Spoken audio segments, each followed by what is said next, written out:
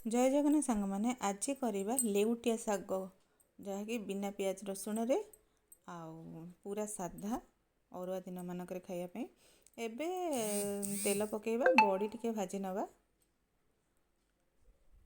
भाजिकी ताको प्लेट रे काढ़ी दबा। एबे से आउ टिके तेल पकेवा सुखिला लंका 2-3टा जीरा टिके पकई फुटवा को दबा।